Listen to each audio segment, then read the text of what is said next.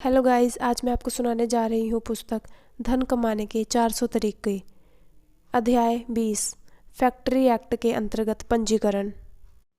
यदि आपके पास 10 से अधिक आदमी काम कर रहे हैं और पावर बिजली का प्रयोग होता है तो आपकी ये कंपनी फैक्ट्री एक्ट के अंदर आती है। इसके लिए आपको अपनी फर्म को फैक्ट्री एक्ट के अंतर्गत ही रजिस्टर्ड करवाना होगा। आपका पंजीकरण मुख्य निरीक्षक ऑफ फैक्ट्रीज के कार्यालय में करवा सकते हैं। उससे ही आपको फैक्ट्री एक्ट की सारी सुविधाएं मिल सकती हैं। अध्याय 21 भूमि तथा भवन। यदि आपके पास इस उद्योगों को लगाने के लिए ज़मीन की ज़रूरत पड़ती है, यदि आपके पास शहर के अंदर ज़मीन है तो आप उस पर फैक्ट्री लगा सकते हैं। यहाँ ज़मीन नहीं तो आप उद्योग विभाग से संपर्क करें। उस विभाग की ओर से रजिस्टर्ड फर्मों को ही विभाग की ओर से आसान किश्तों पर ज़मीन भी दी जाती है, जो बाज़ार से बहुत सस्ती ज़मीन दी जाती है। जब आपकी कंपनी रजिस्टर्ड हो गई है तो आपको सबसे पहले आपको मशीनों की ज़रूरत पड़ती है। अब नए लोगों को तो इसका ज्ञान ही नहीं होता कि ये मशीनें कहाँ से मिलती हैं, मिलती भी हैं तो उनकी खरीद कहाँ से होगी, अब ये धन आए भी तो कहाँ से आए। इसके लिए आपकी सहायता करने वाले हैं पहला मैसर्स राष्ट्रीय लघु उद्योग निगम लिमिटेड, दूसरा राज्य लघु उद्योग निगम लिमिटेड, तीसरा industrial credit and investment corporation limited, चौथा राष्ट्रीयकृत बैंक। विलंबित भुगतान पद्धति पर। अब जब आपका भवन तैयार हो गया है तो आपको उन मशीनों की ज़रूरत पड़ेगी जिससे आपको माल तैयार करना है। इसके लिए आप लघु उद्योगों को राष्ट्रीय लघु उद्योग निगम लिमिटेड, जो कि भारत सरकार का एक उपक्रम है, मशीन की खरीद करके किश्तों में भुगतान करने की सुविधा प्रदान करता है। योजनाएं उद्योग निर्देशालय द्वारा स्वीकृत होती हैं, उनमें दी गई मशीनरी एवं उपकरण की खरीद कर सकते हैं। इन मशीनों को बनाने वाले निर्माताओं से उनके कोटेशन मांगे जाते हैं और जो उपकरण एवं मशीनों उद्योग लगाने वाला चयन करता है, प्रारंभ में इकाई लगाने वाले को कीमत का केवल 25% भुगतान करना पड़ता है। शेष रकम 5 या 7 वर्ष की अवधि में आसान 6 माही किश्तों में देने का प्रावधान रहता है। इस कार्य हेतु निगम कोई भी सिक्योरिटी अथवा जमानत नहीं लेता, केवल मशीन व उपकरण अपने नाम बंधक रख लेता है। कोई भी उद्योग जो लघु उद्योग के अंतर्गत आता है, अर्थात मशीनरी व उपकरण की लागत 20 लाख रुपए से कम हो तो वह इस निगम की किश्तों में भुगतान पद्धति के अंदर खरीद कर सकता है।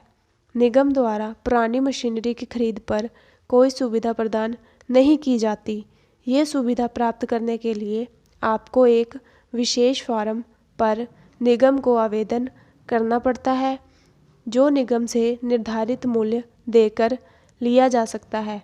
इसका पता इस प्रकार है: messrs national small industry limited, Bharat सरकार उपकरण, ओखला, इंडस्ट्रियल स्टेट, नई दिल्ली 110020। इस फॉर्म के साथ आपको 3 कोटेशन फॉर्म अर्थात उन कंपनियों की कीमतों को भी साथ लगाने होंगे, जिनसे ये पता चलता है कि इन मशीनों का कम से कम दाम क्या है। अध्याय 22 विदेशी मशीनों की खरीद। निगम की ओर से विदेशी मशीनों की सप्लाई का भी प्रबंध किए जाते हैं। यदि किसी कंपनी को विदेशी मशीन की आवश्यकता होती है तो निगम की ओर से इन मशीनों का प्रबंध कर दिया जाता है। इस विषय में आप निगम के दफ्तर जाकर स्वयं सब शर्तें पता कर सकते हैं। अध्याय 23 लघु उद्योगों के लिए कर्जे की व्यवस्था। बेकारी को दूर करने के लिए सरकार अपनी ओर से अधिक से अधिक प्रयास किए जा रही है। उन्हें के फलस्वरूप सरकार अपनी ओर से बेकार लोगों की सहायता के लिए उन्हें उद्योग लगाने के लिए कम से कम ब्याज दर पर कर्जा भी देती है। इस लाभ को प्राप्त करने के लिए आपको आईसीसी अथवा जिला उद्योग कार्यालय से संपर्क करें। अध्याय 24 राज्य वित्त निगम से कैसे कर्ज लें। राज्य वित्त निगम करीब करीब पूरे देश में ही अपना कार्य कर रही है। इसका काम लघु व बड़े उद्योगों को कर्ज की सुविधा प्राप्त करवाना है, ताकि हर आदमी अपना छोटा मोटा उद्योग शुरू करके बीमारी के जाल से बाहर निकल सके। ये वित्त निगम मुख्यतः रूप से निम्न आवश्यकताओं के लिए अपनी ओर से सहायता के रूप में कर्जा देता है। पहला, मशीनरी तथा उपकरणों के खरीद के लिए। दूसरा, भूमि तथा भवन निर्माण के लिए। लघु स्तर पर ऋण प्राप्त करने के लिए अधिकतम सीमा 30 लाख रुपए है। वित्त निगम से ऋण प्राप्त करने के लिए निम्नलिखित कार्रवाई पूरी करना आवश्यक है। पहला, इकाई लघु उद्योग के रूप में उद्योग निर्देशालय से पंजीकृत हो। दूसरा, आवेदन पत्र निर्धारित प्रपत्र पर जो कि राज्य वित्त निगम के कार्यालय से प्राप्त किया जा सकता है दिया जाना चाहिए, आवश्यक है। तीसरा, आवेदन पत्र के साथ फैक्ट्री की प्रोजेक्ट रिपोर्ट प्राप्ति संकलन करें। चौथा, भूमि एवं भवन निर्माण के लिए यदि ऋण लेना हो तो किसी रजिस्टर्ड आर्किटेक्ट द्वारा भवन का नक्शा व अनुमानित व्यय का ब्यौरा बनवाकर संकलन करें। पाँचवा, मशीनरी एवं उपकरण की खरीद हेतु 3 मशीनरी एवं उपकरण बनाने वाली फर्मों के कोटेशन संकलन करें। छठा, कच्चे माल की दरों की सत्यता प्रमाण पत्र। सातवां, बिजली की उपलब्धता। निर्धारित फॉर्म जमा करने के 3 माह के अंदर अंदर सामान्य स्थिति में ऋण स्वीकृत कर दिया जाता है। स्वीकृत ऋण हेतु ऋणदाता को जमानत के तौर पर प्रतिभूति या कोई जमीन जायदाद या अन्य कोई चीज रहन रखनी आवश्यक है।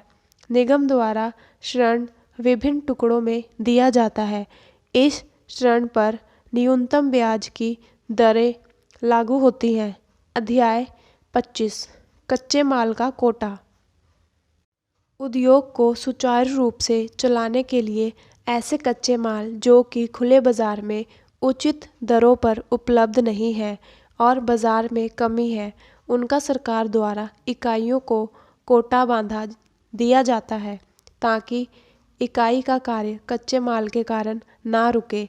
ये कच्चे माल का कोटा जिला उद्योग अधिकारियों की सिफारिशों पर संबंधित विभाग द्वारा दिया जाता है। सीमेंट, कोयला, टीन की चादरें, मटन, टैलो, मोम, इस्पात, अन्य सैकड़ों ऐसे कच्चे माल हैं जिन पर आधारित इकाई के लिए कोटा बंधवाना बहुत आवश्यक है। इन कमी वाले कच्चे माल के कोटे को जिले के उद्योग विभाग के अधिकारियों से संपर्क कर निर्धारित प्रपत्र पर आवेदन पत्र देकर प्राप्त किया जा सकता है। अध्याय 26 सरकारी खरीद में प्राथमिकता पाने के लिए पंजीकरण।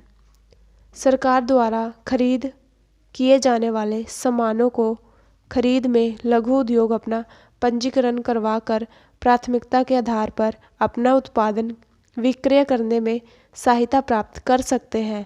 इसमें 15% अधिक दरें पा सकने पर प्रावधान है। विस्तृत विवरण के लिए निकटतम जिला उद्योग केंद्र से संपर्क करें। आज के लिए बस इतना ही। बहुत बहुत शुक्रिया।